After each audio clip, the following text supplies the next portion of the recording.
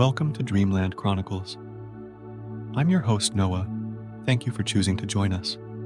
Before we begin, find a comfortable position, set aside all your tasks, and let's enter a state of tranquility together. Firstly, let's take a deep breath together. Inhale slowly, then exhale gently. Repeat a few times, allowing your breath to become deeper and more rhythmic. Now, use your senses to feel every part of your body. From head to toe, notice any tension or discomfort. Just acknowledge their presence without striving to change them. As you continue to breathe deeply, let's alleviate the tension in your body by gradually relaxing your muscles. Starting from the head, moving downward, gently release each muscle. Feel that comfortable, light sensation, as if an invisible, comforting hand is gently embracing you. Shift your attention to your thoughts. Don't strive to eliminate them. Just let them quietly float by, like clouds drifting in the sky. You are merely an observer, unaffected by these thoughts. Let's take another deep breath, absorbing tranquility and peaceful energy. In this moment, you are safe, serene, and anything can wait until tomorrow. Thank you for participating in tonight's scientific relaxation moment. May you have a peaceful night and sweet dreams. Now, as you drift toward sleep, I'll hand the microphone over to Nicole to tell us a story. In the beginning, the heavens and the earth were created, and the great sea surged, lapping against the shores. Fish frolicked in the water, birds sang in the sky. Animals roamed the land in herds, but there was not yet a being with a soul, capable of dominating the world around them. Then came Prometheus, a descendant of the ancient gods, banished by Zeus. Son of Iapetus, born to Gaia and Uranus, he was intelligent and wise, aware that the seeds of the gods were hidden in the soil. So he scooped up the earth, moistened it with river water, and shaped it into human form in the image of the gods, the rulers of the world, to breathe life into this clay figure. He imbued it with both good and evil from the souls of animals, sealing these traits within the human chest, among the gods. He had a friend, Athena, the goddess of wisdom, who marveled at the creation of this Titan's son and blew divine breath into the half-souled clay figure, endowing it with spirit. Thus, the first humans appeared on Earth. They multiplied and soon formed a large group, spreading everywhere. But for a long time, they knew not how to use their limbs or the divine souls granted to them. They were like dreamwalkers, blind and deaf to the world, aimlessly wandering without understanding their purpose. They knew not how to quarry stone, make bricks, cut timber for beams, or use these materials to build houses. They lived like ants, burrowing in sunless earth, oblivious to the changing seasons. They did everything without plan or purpose. Prometheus then came to aid his creation. He taught them to observe the rise and fall of the sun.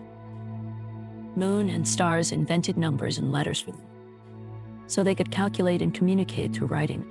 He taught them to tame animals, to share their burdens, to harness horses for carts and riding. He invented ships and sails for sea voyages. He cared for all aspects of human life. Previously, the sick had no medicines, no knowledge of ointments or potions to ease their pain, and many perished miserably for lack of treatment. Now, Prometheus taught them to mix remedies to prevent and cure diseases. He taught them divination, dream interpretation, the meanings of birds' flight, and omens and sacrifices. He led them to explore minerals underground, discover ores, and mine iron, gold, and silver. He taught them agriculture, making their lives more comfortable.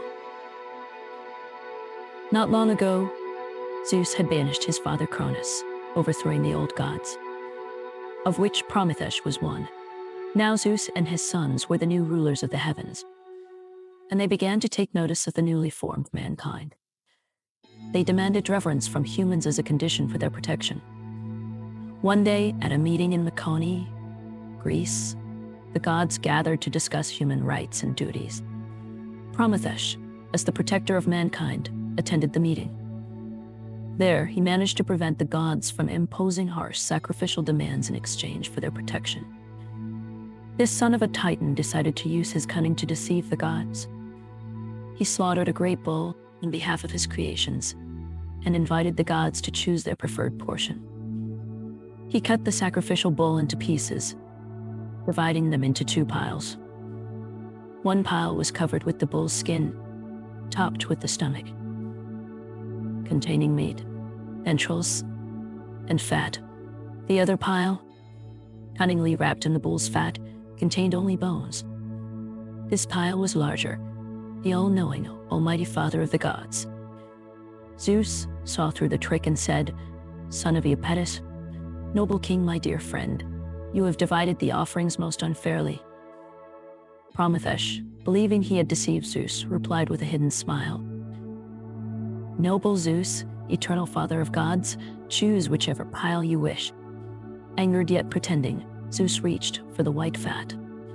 When he uncovered it to find only gleaming bones, he feigned surprise and angrily said, "I see now, son of Iapetus, you have not forgotten your tricks of deception." Deceived, Zeus decided to retaliate against Prometheus. He denied mankind the last essential for life fire. But the son of Iapetus was quick-witted and devised a cunning plan. He took a thick, long stalk of fennel, approached the sun's blazing chariot, and ignited the fennel in its flames. He then brought the glowing fire back to earth.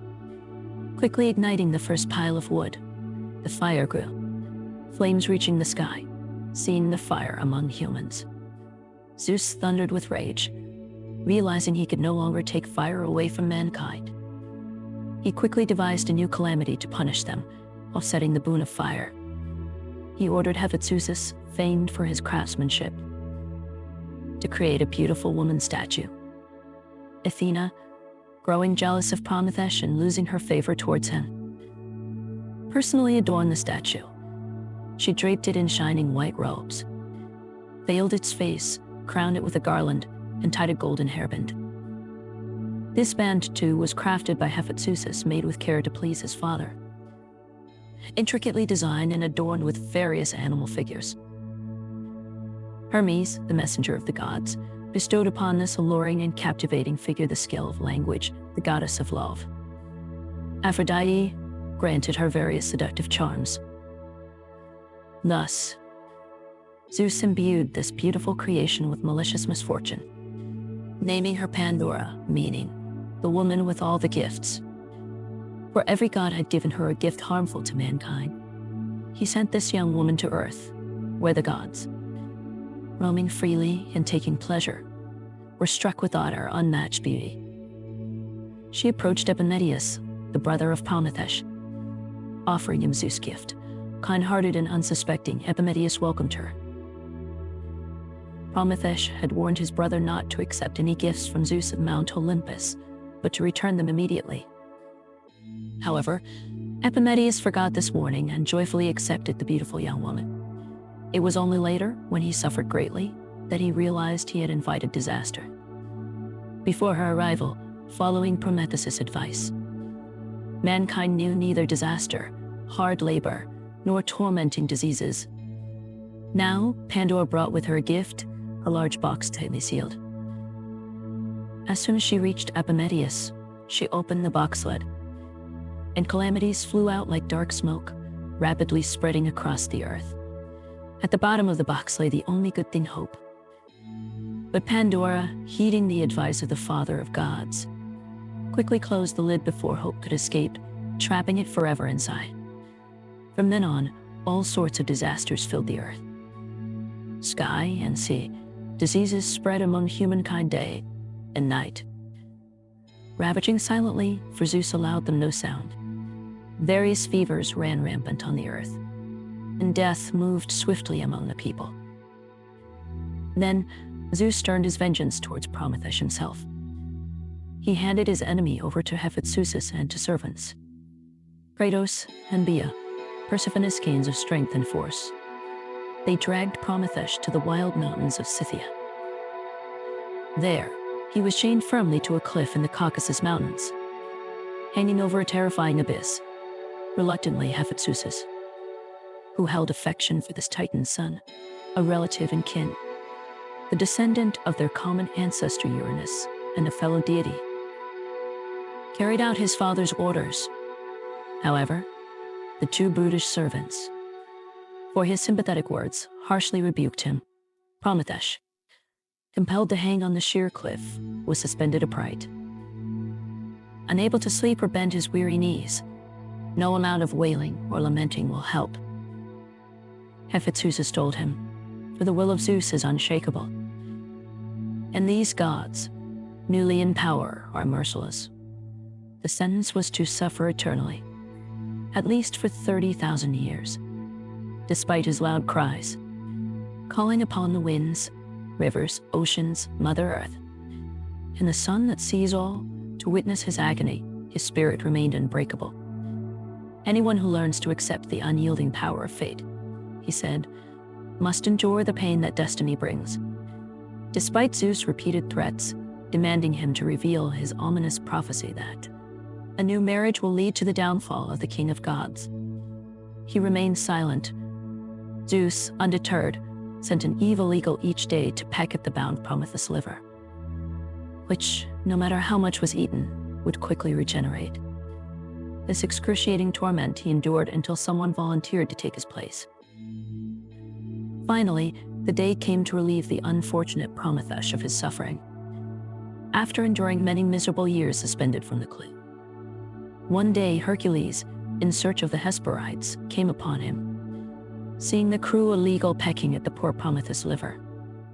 Hercules drew his bow and shot the bird dead beside the sufferer. He then unchained Prometheus, freeing him from the cliff. To satisfy Zeus' condition, Hercules left in Prometheus' place the centaur Chiron, half man, half horse, who, though granted immortality, willingly sacrificed his life to save Prometheus, to fully execute Zeus' verdict. Prometheus had to wear a ring forever, inlaid with a stone from the Caucasus mountain. Thus, Zeus could proudly proclaim that his enemy was still bound to the cliffs of Caucasus. May you have a deep and peaceful sleep on this tranquil night. Let pleasant dreams accompany you all through the night, until the first light of dawn. Looking forward to our next meeting. Good night, and may you have sweet dreams.